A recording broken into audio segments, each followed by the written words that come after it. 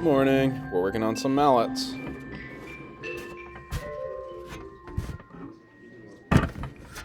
Okay. Let's scoot this back a little bit.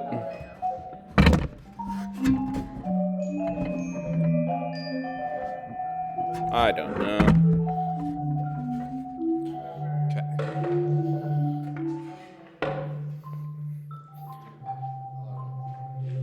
Okay, I want to go ahead and start with a F major scale.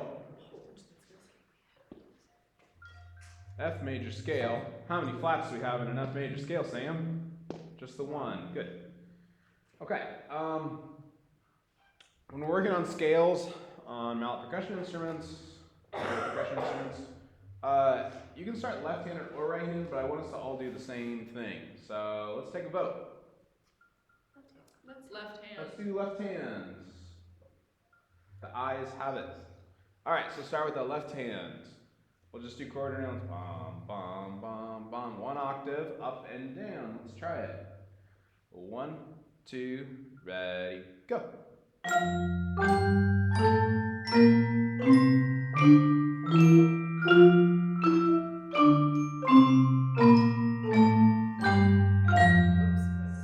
One more time. One more time. 1, 2, ready, go.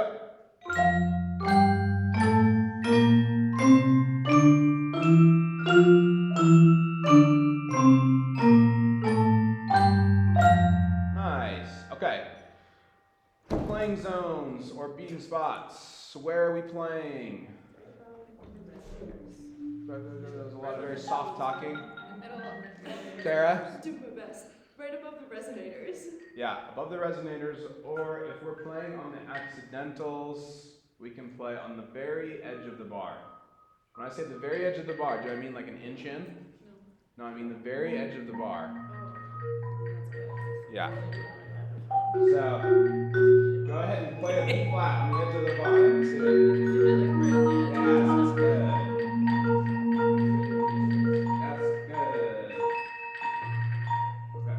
Yes, and on vibes in glockenspiel, sorry, it does apply more towards the wooden instruments. We don't do it so much on vibes.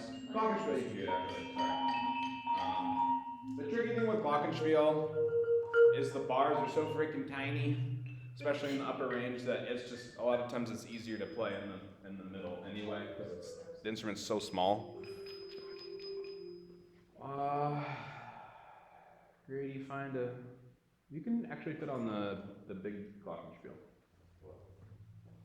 You'll need mallets, Grady. You can grab some.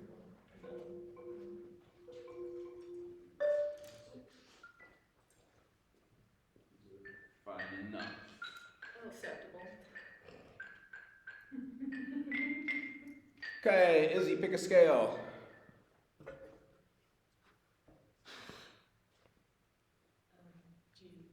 G.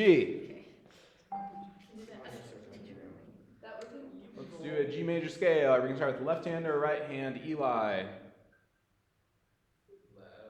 Alright, let's start with left hand. G major scale, one octave up and down. 1, 2, ready, go. Do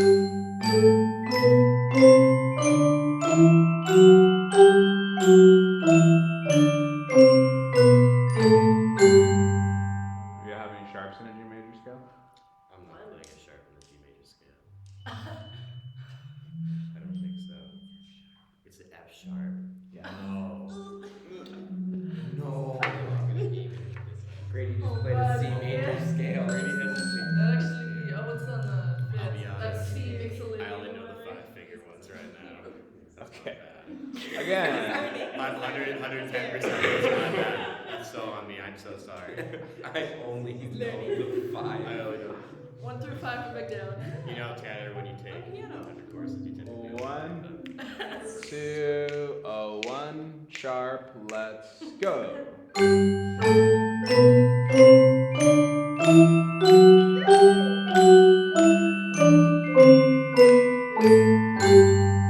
Cool.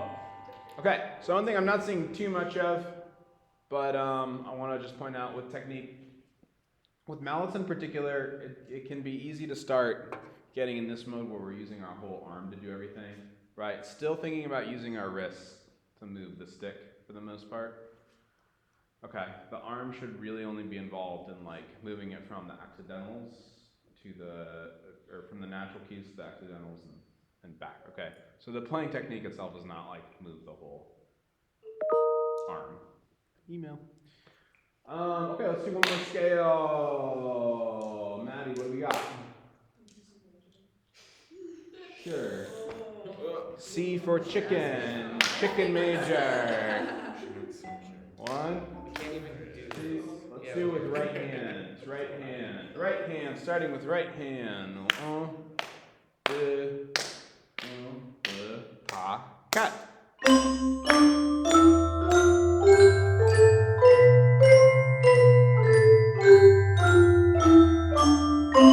Cool. Okay, what's weird about C major? No sharps or flats. Okay, sure. Does it feel awkward? Tara seemed annoyed that we were starting with our right hand. Why? Because it added a long crossing. Yeah, I got confused. Yeah, so remember, we can think about, yes, we're trying to play in the middles of the bars, but we can think about having a stick on top and on bottom. And when I'm playing scale, like a C major scale, right, I'm thinking about my right hand being on top and my left hand being on bottom, and they don't get in each other's ways. Each other's way? Each other's ways? Whoa. Yeah. We should play mine. The other thing that I'm seeing, not to bring it back to Tara again, but okay, so Tara's bars are the biggest because she's playing in the bass section of the marimba. This doesn't apply as much to like Alexis on the high end of the glockenspiel. She doesn't have to move really, right? You have to start thinking about moving your body a little bit side to side when you're covering a larger range of pitches on an instrument. Okay, so if you're in the bass range of the marimba, very quickly you have to start to move because the bars are so darn big, right? Glockenspiel, not so much. It really depends on the situation. But like when I have my students do, 2-octave scales and go through all of our scales together, they really have to start thinking about moving their body forward, like to the left and the right, for basically everything they're doing. Not going to be such a thing for you to think about with beginning band students, because most of it is in a very controlled range, but just something to be aware of. At some point, we have to start moving left to right. And the key thing here basically is to keep your shoulders square towards the instrument, so we don't want to start basically turning. We're not rotating it. So waist, we're moving side to side. And typically we want to actually like move our feet or shift our weight slightly. Okay, so we also don't want to like cross one foot over the other. Basically, if we're doing something to make our balance worse, that is a bad thing. Okay. All right, let's do some reading out of our book. Books.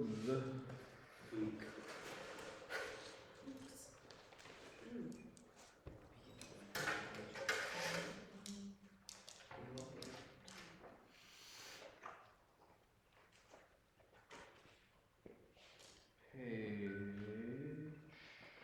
I have it open the right page now. Oh, shut.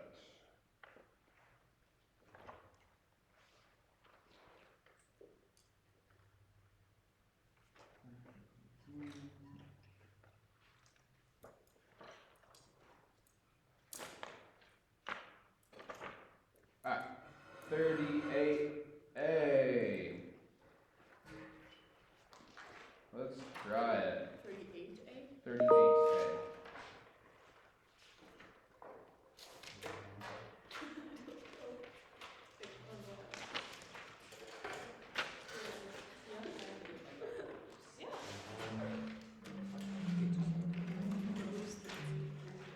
Oh, let's rotate. Let's rotate. Sorry. So leave your mallets where they are. Rotate to a new instrument, preferably.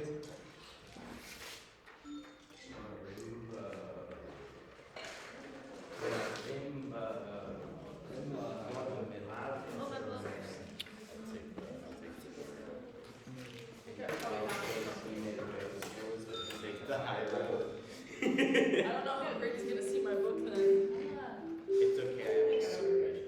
I was gonna say maybe I'll put it so you can both see. We share.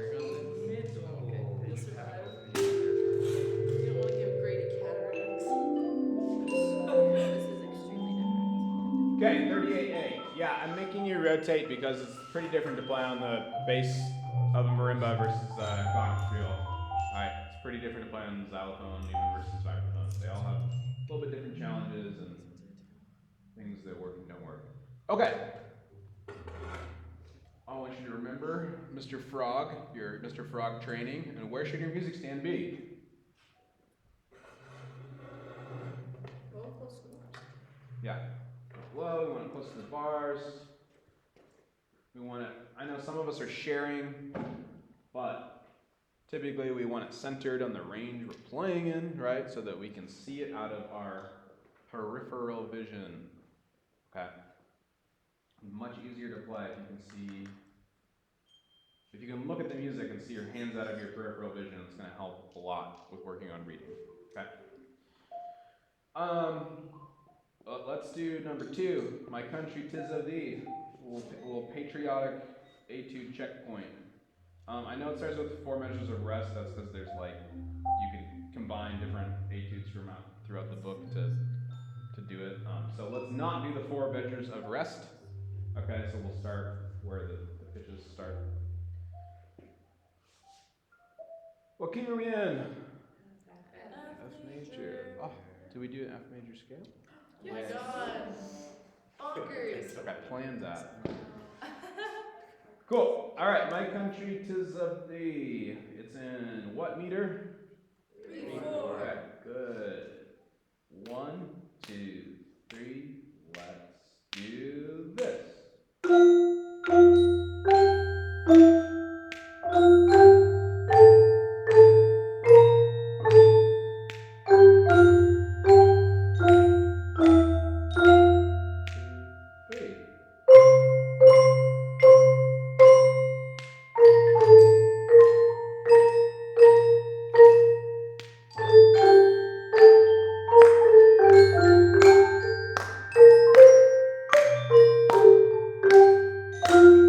Okay, cool. So this one's a little bit more challenging than the ones we did last time, right?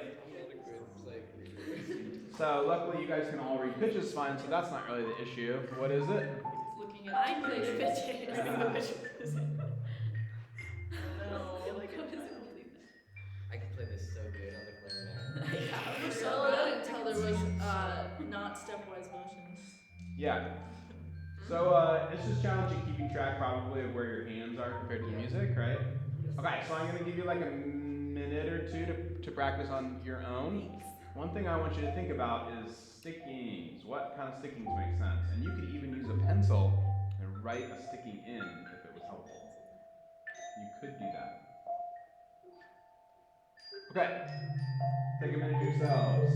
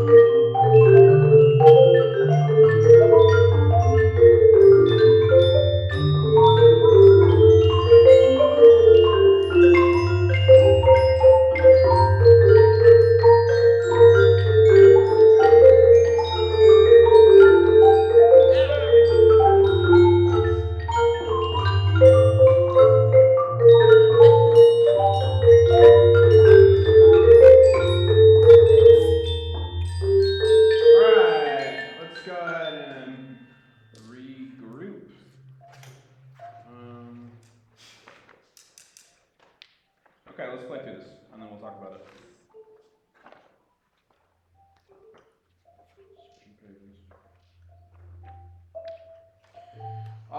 Here we go. 1, 2, 3. Here we go.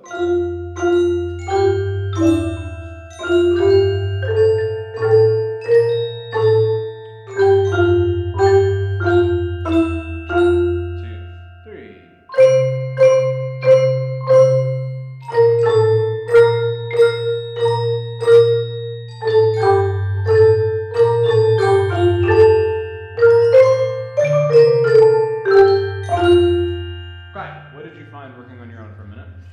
It was helpful. Good. There's a lot of just memorizing. There's a lot of memorizing. I had it mostly memorized. Rather than reading. Yeah. Okay. There's a couple different ways you could stick it. I feel like. I don't know.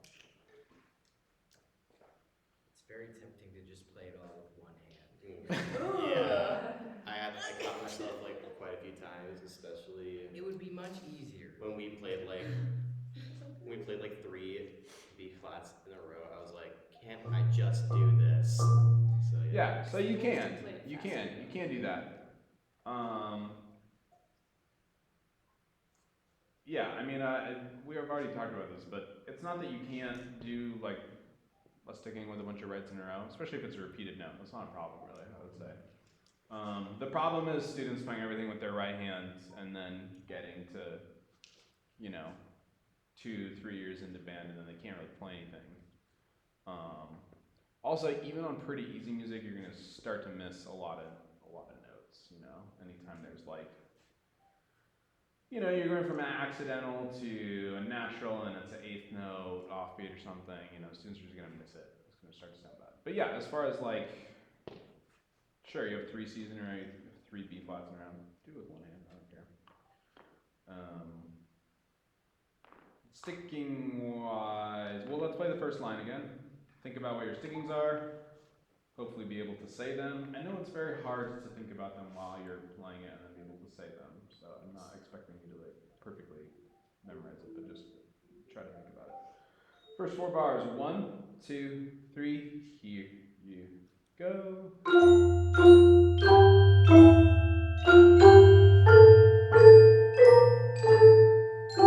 Cool. Okay, stickings. What did we do?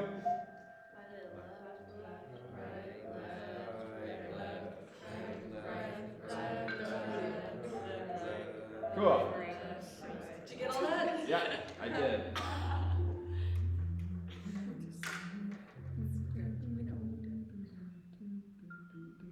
On G, F, E, F, second line, how are people doing that? Are you doing it right, left, right, left? Or are you doing it left, right, left, right? Right, left, right, left. Right, Yeah, right, left, right, left. Cool, let's start after that where it goes up to the high C's, or the, C on the staff. Let's start there. Think about your stickings. 1, 2, 3. Here you go.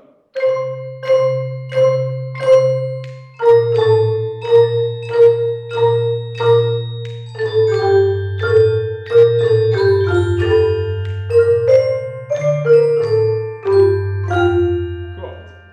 Starting from the high C's, how did we do that? Right,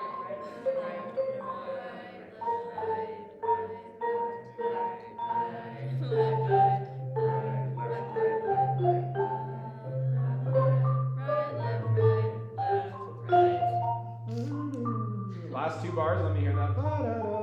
Actually, last 3 bars. Starting on the A, the dotted quarter A. 1, 2, 3, here you go. Sorry, last 3. Oh. Starting on the A. 1, 2, 3, here you go.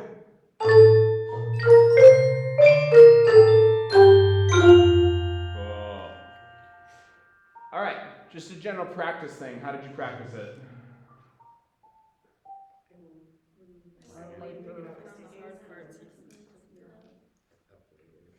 Cool. So I just want you to be thinking about, okay, in theory, we know how to practice, right?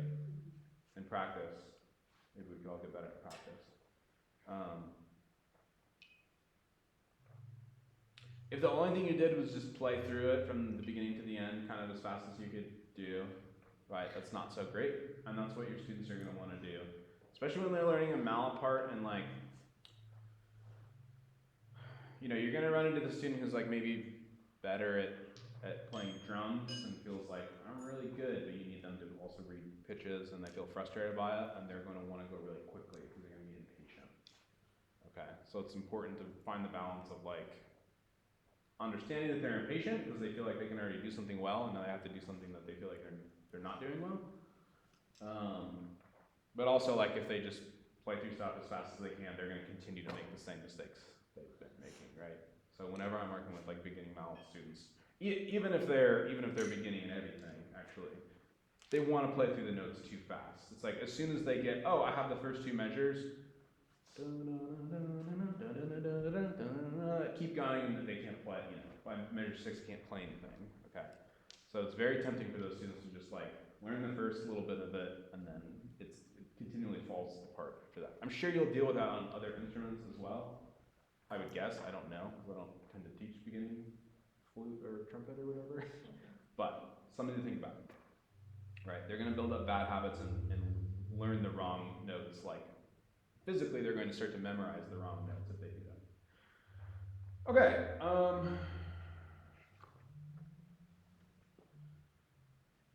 So two concepts we need to talk about on mallets. One that is pretty straightforward. I have to put my sticky notes in, but I can't find them. The first is double stops. Okay, what is a double stop? Playing two notes at the same time. Okay, it's pretty straightforward because you take your left hand, put on one note, and you put your right hand on the other note, and you play the two notes at the same time. Right? Here we go. Page 23A. Let's turn to page 23A.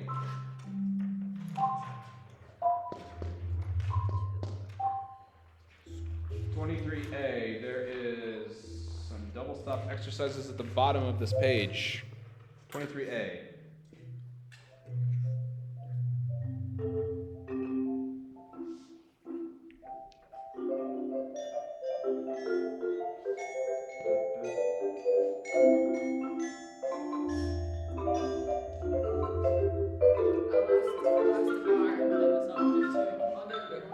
Okay, so we're going to do these, we'll actually go ahead and do these out of order.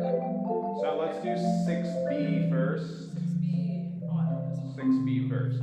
Okay, so in 6B, what's happening? Your left hand is staying on the C, and your right hand is moving up the scale.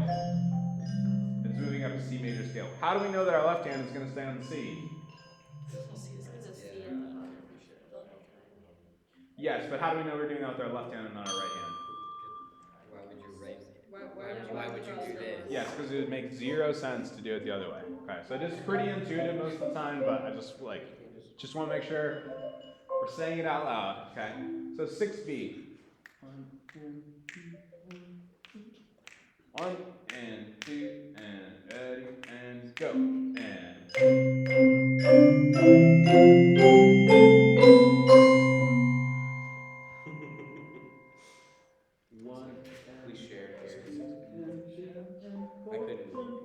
Good. Make sure we actually play what's written though. There's 2 C's on their own before we add the D, right? 1 and 2 and ready and go and.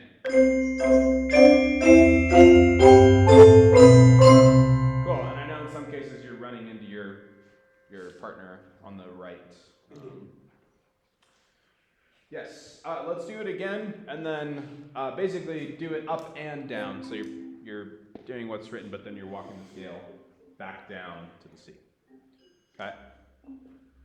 1 and 2 and ready and go. And.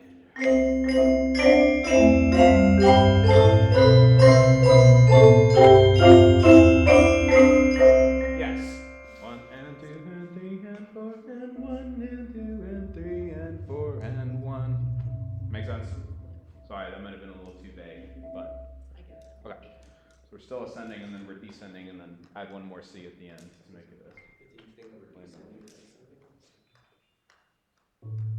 For like the very low spots. Yeah, You're please, fine. whatever. You okay? 1 and 2 and ready and go. And.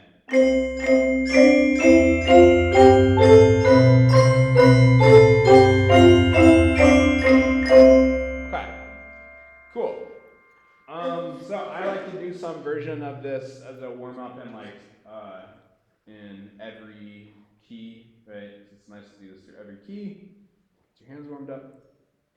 Cool. Let's go back up to number 5, which is kind of written in a silly way, but it's fine.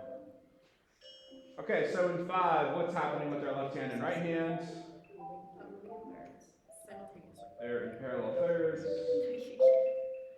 don't have. So our left hand is on what? C. Our right hand is on E. E. Thirds. And this goes up to F and A and back down. So it's this weird, like, he wrote 2 16 notes in an 8th note rest. So count. So count, Elizabeth. 2 E, 3 E.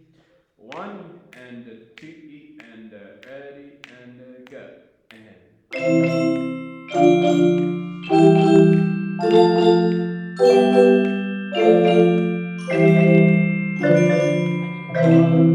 Yeah, read the music. That was my fault. Read the music.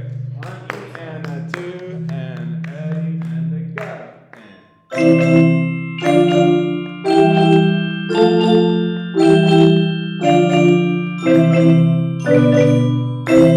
Yes, so it goes back down to the D and the B, and then ends. So it's cadential. That's why I said that. Cool. 6A. Let's do 6A together. Also parallel thirds, right?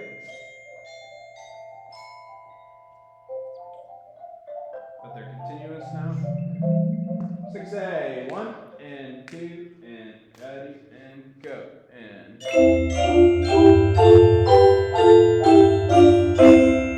Cool. So let's do that again and let's just loop it, right? Not including the rest. So just going up and down. Let's do it a few times.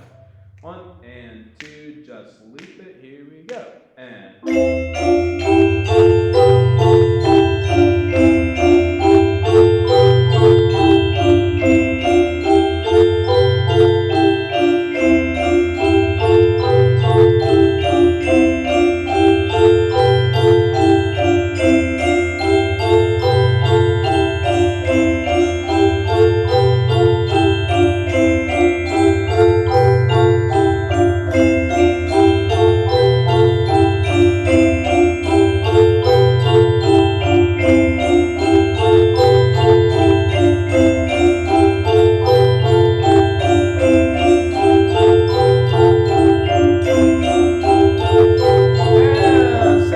Okay, do you have any observations from that? It rushed. Okay, it did rush. Sure, I knew that was going to happen. I would have bet my life that you're going to rush. Sometimes you might start losing your coordination and get a little off. Say it again. You might lose your coordination a little and get a little off, like if you... Yeah, did you feel like it was really easy the first few times and then on time number 11 you're like, my eyes hurt? Yeah. Yeah, okay. So this is one of the challenges of playing a lot of stuff with double stops, especially when you're playing a lot of white keys, / just playing stuff where it's a lot of white keys that's like scalar motion, is it starts to kind of I don't know what the word, I've said the same word like 30 times and it's lost, it started to lose meaning, It's a little bit of that happening. Okay, just something to be aware of. I don't have any particular advice for you other than doing a lot of double stops starts to hurt your head. It's much less of a thing if you're playing I would do a similar exercise again like in different keys. And so if I'm doing it in E flat, this is not happening so much. It is some just because you're tracking both hands. That's part of the problem. But why is it easier when you're doing something with sharps and flats? Sharps or flats? Because you get one movement. It's less consistent. Say. Get a change of where your eyes go. Yeah, so your eyes, because you're introducing depth into it, your eyes can, I don't know like the science behind it, but like your eyes can basically start to track things better, whereas if they're just looking at the same thing the whole time, it starts to kind of blur together and get confusing. Cool, okay, double stop's pretty straightforward, right? Let's do 6C just to do it. It's gonna be tricky. So it's, do you guys have room for this? Octaves? We could take turns. Eli doesn't. Yeah, take, if you need to take turns, take turns. We have room. Are you sure? Okay. Yeah. I guess if we're all moving I don't parallel, Yeah. we can start on C. Okay. We simply don't have room because you and I Oh, are never mind, sharing never one. mind. Yeah. Yeah, that's okay. I've played octaves before, so I'll let you guys have it. Oh my god. Let's try 6C, octave starting on C. Read the music. Is it moving up by step? No, it's skipping. Let's try it. 1 and 2 and ready and go. And 1.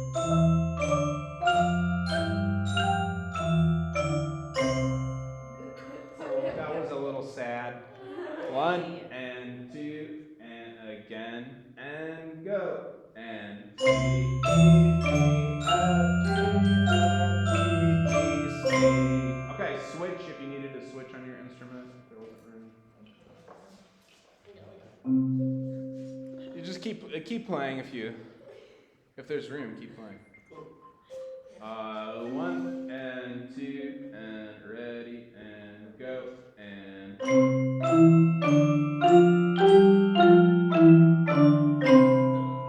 Okay, yeah. Oh, that was so unfortunate. So it's a little tricky, right? Playing octaves is another kind of for your brain where you're like, my hands are too far apart and I can't quite keep track of what, the left hand. What's the saying? The left hand knows what the right hand is. I've never heard that before. That's not how that's in here. Are you sure you didn't make that one up? I'm quite certain I didn't make that one up. Just checking. Trying to figure it out. Oh, Good. Terribly memorable. okay. You know what they say? so The best stories are the ones you can't 5 minutes left. Just share the octave. Okay, so I think for your homework,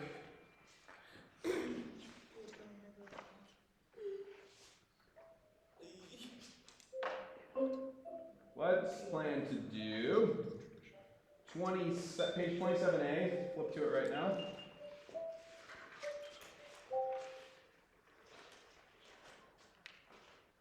Sure, let's do number 3, A Salute to Broadway. Why not? So, you can get into the 2 practice rooms upstairs that have keyboard progression instruments in them. We have basically there's a couple of different kinds of xylophones in those 2 rooms. How about I will leave a pair of mallets in each room on the instrument so that you can practice between now and Thursday. Now and Tuesday.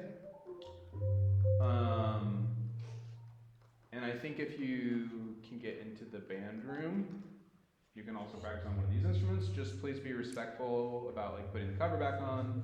Elizabeth, are there mallets on the? Can we leave some? Yeah, the mallets, I usually put them away in the cabinet, but we don't lock the cabinet, so they're usually on the bottom left. It's the biggest bag. Big black mallet bag. You can pull some There's mallets only out. 3 different mallet bags, so process of elimination.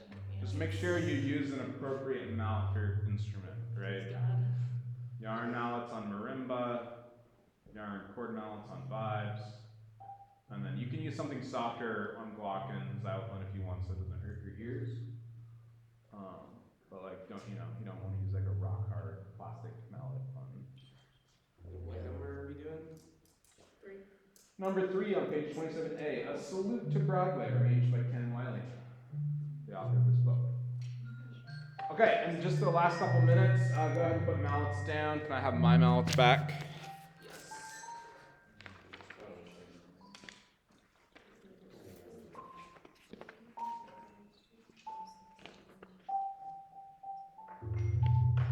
Okay, I'm gonna hand your quizzes back, so do what you will with that. Okay, I have one for Sam. I have Elizabeth. Is there any particular order? Waiters in my stack. Grady. Alexis. Like a made up grid. Maddie. Made up. Izzy. My left hand, my right hand, I can get. Wow, is this good? I'll take Kara. That was great. If I hold up in this grip that I just Elijah. which is fabulous. Tanner. And that's everyone who's here, right? Yeah. Yes.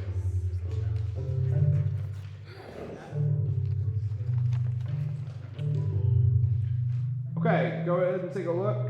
Just real quickly, I'll run through it. True or false? For the most part, this was fine. False. Number one, false. There is a difference between a flame and drag. Number two, true, sticking. Number three, yes, the preferred playing area on a concert snare drum is on the top head, directly above where the snares run across the bottom drum head. It's kind of a mouthful, but that is correct. A buzz roll is the same as a double stroke roll. No, that is not true. We talked about that many times. Number five, thumb and index finger form the fulcrum. That's true. 6, when executing a flam, both sticks start from the exact same height. False. They start at different heights. That's exactly what a flam is. When playing snare drum, most of the physical motion used to move the stick comes from the fingers. No, it's the wrist. False. Stick height and playing zone are two major factors. True. Roll skeleton. Roll skeleton. Okay, talked about this a couple times. It's the underlying rhythm. Okay, term flam refers to the rudiment with one brace note and primary note. Concert band, the snare drummer should use buzz. Pretty much most folks said buzz. I was also fine with multiple bounce. Would have been fine, although I don't know anything about that. We don't use single stroke rolls on snare drum. We do use double stroke rolls on snare drum, but we don't typically use them in concert band. That's why I specifically asked about concert band. We use that in marching band context. Okay, flams, paradiddles, rolls, and drags are all types of rudiments. If you wrote something like sticking, no, a sticking is technically you have to write out a sticking to get those things, but a sticking is not necessarily a rudiment, and these are all rudiments. Okay, short answer scenarios. This is probably the worst question. Basically, I needed some combination of. A lot of people miss like a point on this. I need some combination of like, it's the correct height. You need to say something about how you're putting the snare drum on the basket to like correctly hold the drum. Something about the snare drum being level or the snares being turned on, right? These sorts of things. I tried to be nice because I feel like maybe it wasn't exactly clear, but so like a lot of the answers were kind of vague. Okay, sticking. In general, this was quite good. The stickings, right, left, right, right, left, right, left, right, left, right, right, right, left, right, right, left, right, left, right, left, right, right, right, left, right, left, right, left, right, left, left, right, left, left, right. Left, right, left, right, left, right, left, right, left, right, left, right, right, left, right, left, right, left, right, left. Okay, the one measure the trips seemed to consistently trip some folks up was the second measure of the second line. Right, left, right, left, right, left. Why is it left, right, left on the second grouping of 16 notes? Because it starts on the E. Okay. So we have 3 16th notes, a 16th rest, and then another 16th rest, and 3 16th notes. It's a kind of a weird way to write that rhythm. but you should know that that's what that rhythm is at this point.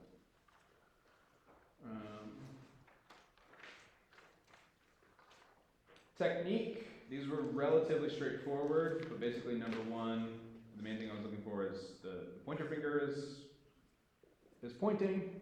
It needs to be wrapped around. Some people also said they're choked up too high on the stick. That is also true. Number two, the back fingers are all off. And then number three, I got a couple different answers for this, but the main thing I was looking for was that the thumbs are pointed up instead of to the side. If you said something about like the elbows being too far in too, then that was, I accepted that as well. Label the parts of the snare drum. Okay, not our finest moment, labeling the parts of the snare drum. Got a few interesting answers. Basically, I was looking for some version of the top head and the bottom head, or if you wrote batter head and resonant head, that's fine. Sorry, I know that we're slightly over time now. Snares, rim, lugs, and snare strainer. Okay. Snare strainer. You know, if you were like close to that, then I try my best to give points when I think it's possible to give points, but you know, I can't make you write anything. So. Any questions? Cool. I shall see you on Tuesday. Slash, I'm sure I will hear you say something silly in the hallway. Yeah, all the murder ballots.